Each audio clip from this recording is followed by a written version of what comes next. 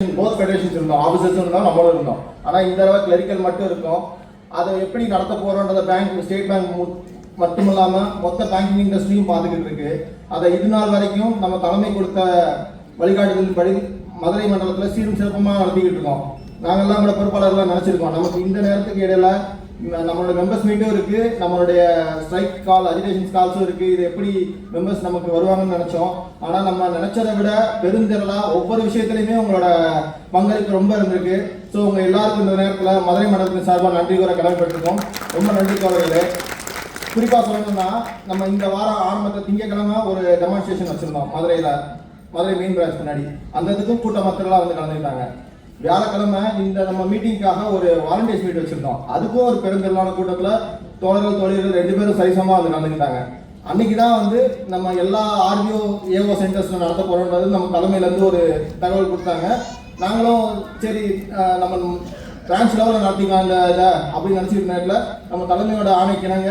அதே மாதிரி அடுத்த நாளுமே நம்ம ஏஓ முன்னாடி அப்படின்னு சொன்னோம். அன்னைக்கும் பெருந்தெல்லாம் வந்து கலந்துக்கிட்டாங்க.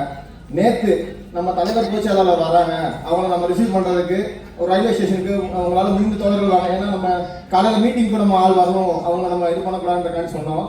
ஆனால் எல்லாருக்கும் ஆச்சரியமூட்ட வகையில் ஒரு 50-60 தோழர்கள் கருப்பு சட்டை அணிந்து ரயில்வே ஸ்டேஷனில் நம்ம தலைவர் பொதுச்செயலாளரை வரவேற்கிறதுக்கு வந்து நின்றாங்க.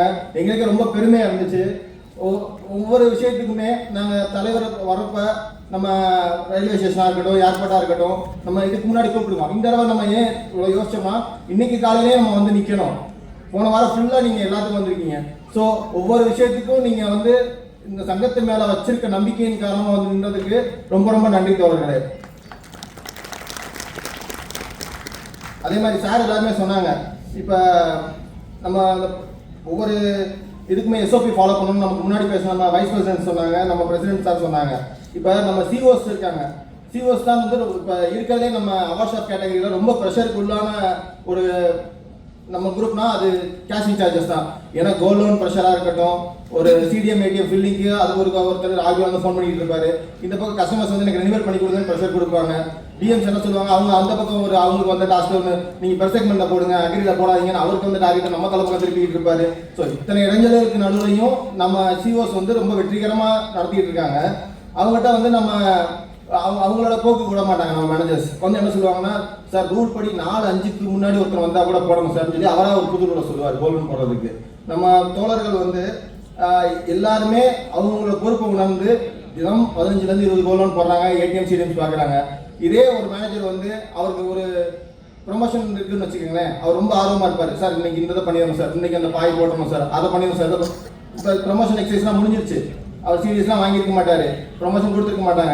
நம்ம நீங்கள் போய் ஒரு கியூ கொடுத்து ஆத்தரைஸ் பண்ண பண்ண மாட்டாங்க. இதை நான் ஏன் சொல்கிறேன்னா தோழர்களே, எப்பயுமே நம்ம மக்களுக்காக, கஸ்டமருக்காகவும் பேங்குக்காண்டி உழைக்கிறது நம்ம அவார்ட் ஷாப் கேட்டகரி மட்டும்தான். அதிகாரிகள் வந்து அவங்க ப்ரொமோஷன் வந்தால் போவாங்க, சீரியஸ் வந்தால் போவாங்க, இல்லைன்னா அவங்க ஊரை பார்த்துட்டு போயிடுவாங்க. ஆனால் நம்ம ஊர் மக்களுக்காகவும் நம்ம பேங்குக்காகவும் கஸ்டமருக்காண்டி உழைக்கிற ஒரே கேட்டகரி அவார்ட் ஷாப் கேட்டகரி தான். நம்ம எல்லாருமே இங்கே இருக்க கூட்டத்தில் இருக்க 90% பேர் கடைசி ரிட்டையர் ஆகிற வரைக்கும் நம்ம கிளினிக்கில் தான் ரிட்டையர் ஆகும். இதே எந்த பிரான்ச் மேனேஜராவது சொல்ல சொல்லுங்கள், எனக்கு ப்ரொமோஷன் வேணாம், நான் இந்த மக்களுக்காண்டி சேவை செய்யணும்னு சொல்ல சொல்லுங்கள் பார்ப்போம். சொல்ல மாட்டாங்க. அது எந்த ஆரம்பம் சொல்ல மாட்டார், எந்த டிஜிஎம் சொல்ல மாட்டார். ஸோ நம்ம அவார்ட் ஷாப் கேட்டகரியில் இருக்கவங்க எஸ்ஓபியை ஃபாலோ பண்ணுங்க. மேனேஜர் சொல்கிறாரு, ஆரம்பம் சொன்னாருன்றதுக்காண்டி மாற்றி பண்ணி இவங்க சொன்ன மாதிரி எந்த பிரச்சனையும் மாட்டிக்க வேணாம். அதுபோக இன்னொன்று என்னென்னா, நம்மளுடைய இந்த 16 அம்ச கோரிக்கைகளை பற்றி சொன்னாங்க.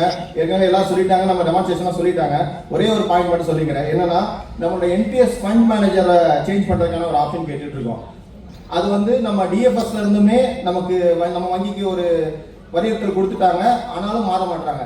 அப்படின்னா நம்ம வங்கிக்கே வந்து அவங்களோட ஃபண்ட் மேனேஜர் மேலே நம்பிக்கை இல்லை. என்னன்னா, நம்ம ஃபண்ட் மேனேஜர் மாற்றுறதுக்கு ஆப்ஷன் கொடுத்தோம்னா ஒரு பேருமே நம்மகிட்ட இருக்க மாட்டாங்க, வேற ஃபண்டுக்கு போயிடுவாங்கன்னு சொல்லி. ஏன் அப்படிப்பட்ட ஒரு ஃபண்ட் மேனேஜரை நீங்கள் ஏன் வச்சிருக்கீங்க? அவரை முதல்ல நீங்கள் மாற்றுங்க. அந்த ஃபண்ட் மேனேஜர் நீங்கள் மாற்றிங்கன்னா இந்த ஃபண்ட் மேனேஜரை நம்ம எம்ப்ளாயிஸ் கேட்க மாட்டாங்க. நீங்கள் நம்ம வங்கியில் வந்து வெல்த் டிபார்ட்மெண்ட்னு ஒன்று இருக்குது. அதில் பார்த்தீங்கன்னா கஸ்டமர்ஸ்க்கு வந்து மியூச்சுவல் ஃபண்ட்லையும் எஸ்பிஐ லைஃப்லையும் எஸ்பிஐ மியூச்சுவல் ஃபண்ட் மட்டும் சொல்ல மாட்டாங்க. அதில் எல்லா மியூச்சுவல் ஃபண்ட் ஐசிஐசிஐ சொல்லுவாங்க, ஹெச்டிஎஃப்சி சொல்லுவாங்க, யூடிஐ சொல்லுவாங்க, எல்லாமே சொல்லுவாங்க. எதுக்கு சொல்கிறாங்கன்னா, அவங்க வந்து அனைத்து விதமான ஃபினான்ஷியல் ப்ராடக்ட்ஸும் அந்த ப்ரீமியம் கேட்டகரி கஸ்டமர்ஸ்க்கு போய் சேரணும்னு நினைக்கிறாங்க. அப்படி நினைக்கக்கூடிய ஒரு வங்கியானது தன்னிட்ட இருக்க 2 லட்சம் ஊழியர்களுக்கு அந்த மாதிரியான வாய்ப்பு கிடைக்கும்னு நீங்கள் நினைக்க மாட்டேங்குது. இந்த ஸ்டெப்ஸ்ன்ற ஒரு இதை வச்சு பேங்க் ஃபாலோ பண்ணிட்டு இருக்கு. டிரான்ஸ்பரன்சி, எத்திக்ஸ்னு அதெல்லாமே நம்ம வங்கி ஊழியருக்கு கொடுத்தாங்கன்னா ஊழியர்கள் மற்றவங்க செய்வாங்க. நீங்கள் எங்களுக்கே அதை செய்யலாம், நீங்கள் அப்புறம் எப்படி மித்தவங்க எதிர்பார்க்க சொல்கிறீங்க?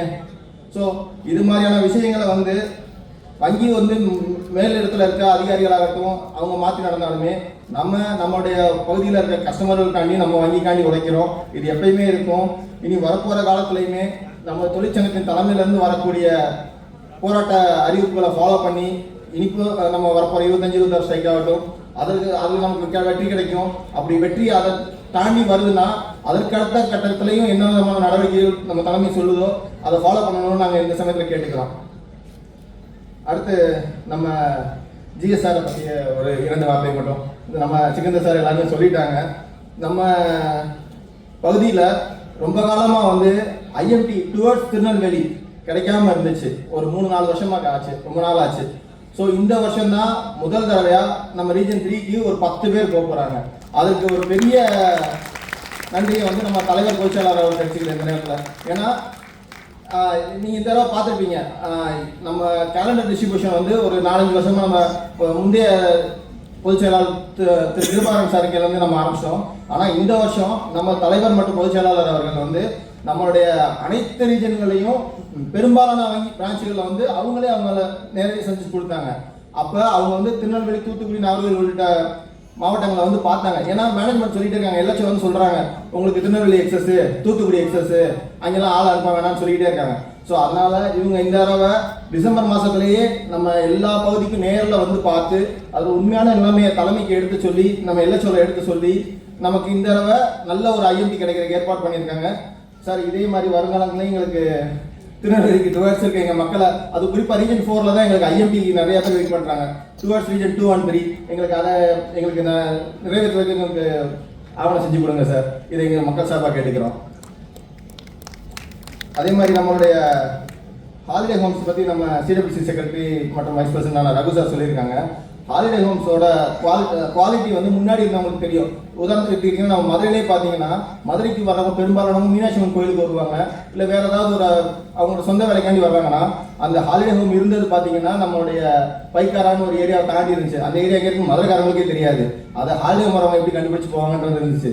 இப்போ நம்ம பொதுச்செயலாளர் மற்றும் நம்ம சிடபிள்யூசி செக்ரட்டரி சார் அவங்களுடைய எஃபர்ட்ஸ்னாலையும் நம்ம இப்போ நம்மளுடைய ரயில்வே ஸ்டேஷனுக்கும் கோயிலுக்கும் மிக அருகாமையில் கொண்டாட்டாங்க. அதே மாதிரி தான் கொடைக்கானல் இருக்க ஹாலிடே ஹோம் ஷிஃப்டிங் ஆகட்டும், ஊட்டியில் இப்போ இருக்க ஹாலிடே ஹோம் ஷிஃப்டிங் ஆகட்டும், கன்னியாகுமரியில் ப்ரொபோஸ்டு ஹாலிடே ஹோம் ஷிஃப்டிங் ஆகட்டும், இப்போ புதுசாக வந்திருக்க Kumbakonam holiday home, Velankanni holiday home improvement அனைத்துலையுமே நம்ம பொதுச்செயலாளரோட பங்கு பெரும் பங்கு. ஸோ இந்த நேரத்தில் அவருக்கு எதாவது நாங்கள் நன்றி தெரிவிச்சுக்கிறோம். அதே மாதிரி சார் வந்து அவர் 2013 செனக்கமிட்டி மெம்பர் ஆனாங்கன்னு சொன்னாங்க. அதுக்கு முன்னாடி அவர் சார் வந்து பெரும்பாலான இதில் பிபிஜி டிபார்ட்மெண்ட்டில் எல்எச்ஓவில் ஒர்க் பண்ணாங்கன்னு சொன்னாங்க. ஸோ பல அதிகாரிகள் வந்து சாரோட அவரோட பீரியடில் அவர் கூட ஒர்க் பண்ணவங்க.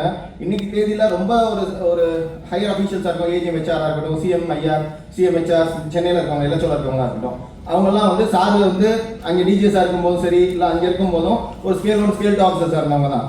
ஸோ அதனால் சாருக்கு வந்து அவங்கள இப்போதைக்கு இப்போ அவங்க ஏஜிஎம்மாக இருந்தாலும் சரி, அவங்க ஸ்கேல் 4 இருந்தாலும் சரி, ரொம்ப அசால்ட்டாக சார் டீல் பண்ணிடுவார். அவங்க என்னதான் பெரிய அதிகாரியாக இருந்தாலும் அவருடைய அணுகுமுறையினால அவங்க நம்ம மெம்பர்களுக்கான இதை வந்து சாரோட அணுகுமுறையினாலே நம்ம செஞ்சு கொடுத்துட்டு இருக்காங்க. அது அவரோட பலத்துக்காக நமக்கு கிடைக்கிற வெற்றி சார். அதே மாதிரி நம்மளுடைய ஐசிடி ஹாக்கி டோர்னமெண்ட் பற்றி சார் சொன்னாங்க.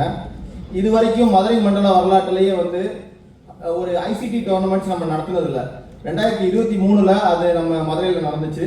அந்த வருஷமே நம்மளுடைய ஆல் இண்டியா சென்ட்ரல் பைக் பார்ட்டியும் நம்ம மதுரையில் நடந்துச்சு. இந்த 2 பெரும் விழாக்கள் நடந்ததுல நம்மளுடைய பொதுச் செயலாளராக இப்போ இருக்க சார் வந்து அப்போ தலைவராக இருந்தாங்க. அது அவங்களோட முக்கிய பங்கு இருக்குது. ஏன்னா ஐசிடி ஹாக்கி டோர்னமெண்ட் வந்து இங்கே ஒரு கிராண்ட் சக்ஸஸ். அதுக்கு வந்து இங்கே இருக்க ஒரு வாலண்டியர்ஸ் குரூப் வந்து ஒரு வாரம் தூக்கம்லாம் உழைச்சாங்க. நம்ம மேனேஜ்மெண்ட்டே பார்த்து தகச்சு போயிட்டாங்க. என்னடா இங்கே இருக்க வாலண்டியர்ஸ் இப்படி வேலை பார்க்குறாங்க. ஏன்னா அது டிசம்பர் மாதம் 31ஆம் தேதி ஸ்டார்ட் பண்ணோம். மார்கழி மாதம் பனி. காலையில் 5 மணிக்கு சிஎம்ஹெச்ஆர் வருவார் கிரவுண்டுக்கு வந்துட்டு. செந்தில் சாருக்கோ பரதன் சாருக்கோ இல்லை எனக்கோ கால் பண்ணுவாங்க. கால் பண்ணி சார் எங்கே சார் உங்கள் வாலண்டியர்ஸ்லாம் யாரையுமே காணோம் சார், எங்கே சார் இருக்காங்க அப்படின்னா, சார் அவங்க உங்களுக்கு முன்னாடி அங்கே வந்துட்டாங்க, குளிர்துன்றனால எங்கேயாவது ஒரு இடத்துல ஷெல்டர் கீழே நிற்பாங்க, இருங்க நாங்கள் ஃபோன் அடிக்கிறோம்னு சொன்ன உடனே பார்த்தீங்கன்னா 10 பேர் அங்கே வந்து நின்றுவாங்க. ஆமாம் சார் நீங்கள் சொன்ன மாதிரி எல்லாரும் இங்கே தான் சார் இருக்காங்க அப்படின்னு சொல்லுவாங்க. ஸோ நம்ம மதுரை மக்களோட உழைப்பை அன்னைக்கு நிர்வாகத்துக்கு முன்னாடியும் சரி, நம்ம தொழிற்சங்கத்துக்கு முன்னாடியும் பறைசாட்டின அனைத்து வாலண்டியர் நண்பர்களுக்கும் இந்த நேரத்தில் நன்றி சொல்ல நாங்கள் கடமைப்பட்டிருக்கோம். ஸோ சிகந்தர் சார் சொன்ன மாதிரி இந்த சதுரகிரி பயணம் வந்து சார்னால தான் எனக்கும் ஒரு அமைஞ்சிச்சு. இத்தனை வருஷம் மதுரையில் இருக்கோம், நான் போனது கிடையாது, ஜெயச்சந்திரன் போனது கிடையாது. ஸோ நாங்கள் போன டீம் யார் யார் தெரியுமா? நான், செந்தில் சார், நம்மளோட தலைவர் திரு காஜா சார், நம்ம வைஸ் பிரசிடென்ட் சிக்கந்தர் சார், நம்மளுடைய பொதுச் செயலாளர் ஸ்ரீதரன் சார், நம்ம ஏஜிஎஸ் ஜெயச்சந்திரன், நம்ம முன்னாள் டிஜிஎஸ் திரு பரன் சார், நாங்கள் எல்லாரும் தான் போனோம். அது சிக்கந்தர் சார் சொன்ன மாதிரி சாரா ஃபஸ்ட்டு ஏறினாரு, கடைசி ஏறினார் நான் தான். ஸோ எல்லா விதமான நம்ம சொல்கிறோம் அவங்க வந்து ஜிஎஸ்ஆர் இருக்காங்க, நம்ம நல்லா இதாக இருப்பாங்கன்னு நினைக்கிறோம். ஆனால் அது உண்மை கிடையாது. அவங்களோட டைட் ஷெடியூல் ரொம்ப ரொம்ப ஹெக்டிக்கானது. இப்போ இன்னைக்கு மீட்டிங் முடிஞ்சு மத்தியானம் 3:30 மணிக்கு கிளம்பி கோயம்புத்தூர் போகிறாங்க. கோயம்புத்தூரில் நம்மளோட ஆஃபீஸ்கார வீடு ஒரு ஃபங்க்ஷன் அட்டன் பண்ணுறாங்க. முடிச்சுட்டு நாளைக்கு காலைல 7 மணிக்கு திரும்ப கிளம்பி சென்னை போகிறாங்க. நாளைக்கு நம்ம இந்த ஃபெடரேஷன் காலோட ஒரு தர்ணா இருக்குது, நாளைக்கு காலையில் போய் அதை அட்டன் பண்ண போகிறாங்க. ஸோ நம்ம நினச்சி கூட பார்க்க முடியாத ஒரு ஹெக்டிக்கான வாழ்க்கையை தான் நம்ம பொதுச் செயலாளர் தலைவர் அவர்கள் வாழ்ந்துட்டு இருக்காங்க. ஸோ நம்ம மெம்பர்களுக்காகவும் நம்ம பேங்குக்காண்டி உழைச்சிட்டு இருக்க அவங்களுக்கு நம்ம நன்றி கூற வேண்டியது நம்மளோட கடமை. அதை நம்ம வருங்காலத்தில் இருக்கக்கூடிய ஒவ்வொரு போராட்டத்திலையும் நம்ம திரளாக கலந்துக்கிட்டு காட்டினோம்னாலே அது அவங்களுக்கு செய்யக்கூடிய ஒரு நன்றியாக இருக்கும்னு நாங்கள் நினைக்கிறோம். ஸோ மதுரை மண்டலமானது எப்பயும் போல நம்முடைய தலைமையோட கால் அதை அக்செப்ட் பண்ணி எல்லா வருங்காலத்தில் இருக்கக்கூடிய எல்லா போராட்டமாக இருக்கட்டும், எந்த விஷயமான மீட்டிங்காக இருக்கட்டும் வந்து கலந்துக்கணும்னு நாங்கள் கேட்டுக்கிறோம். இந்த வாய்ப்பளித்த அனைவருக்கும் நன்றி கூறி விடைபெறுகிறேன். நன்றி வணக்கம்.